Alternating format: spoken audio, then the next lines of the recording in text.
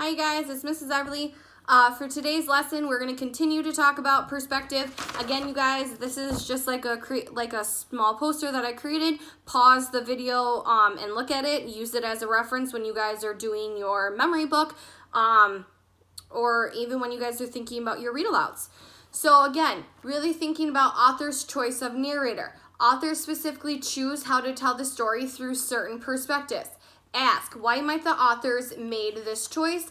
And the last thing is consider how the story would be different if it were told from a different narrator.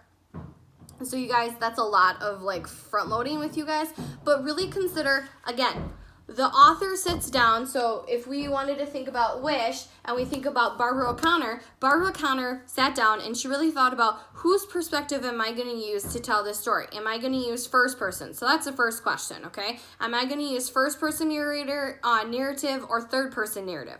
Okay, so she probably decided, guess what? First person narrative. Well, then asking yourself, okay, whose perspective am I going to use based on first narrative, okay? She could go with Carla. She could go with Jackie. She could go with Charlie, Howard, Mrs. Odom, Bertha, Gus, Mr. Odom, Mrs. Willoughby, okay? Audrey.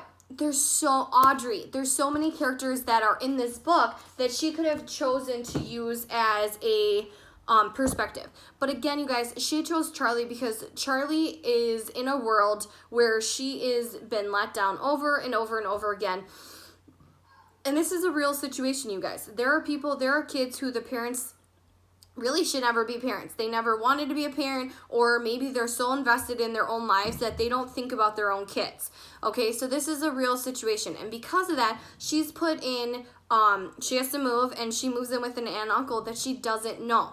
Okay, so her thoughts along the way are all of the things that have happened to her. From her mom being a mom to then her mom shutting herself into her room and not cooking for her daughter, not even caring about her, to her dad who's in and out of jail.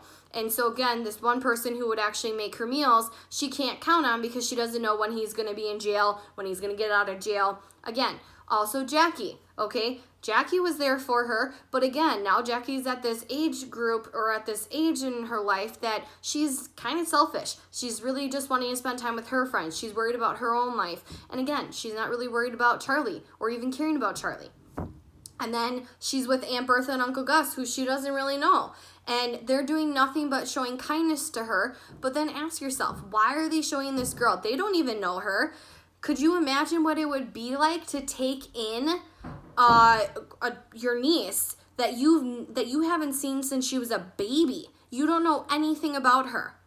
And you're taking in this random stranger into your house and you're raising her because your own sister, and Charlie's mom can't take care of her. So again, you guys, there's lots of different perspectives that you could see. Really looking at why the mom changed. So like really if we focus on Carla, we could think about multiple perspectives. So we know Charlie's perspective on Carla and how she's been really let down.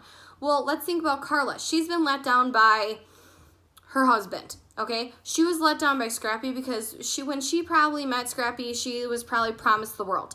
And then we find out that he's got a temper. That's never a good thing, and then he goes to jail. And so then she's responsible for raising these kids on her own because her husband can't stay out of jail.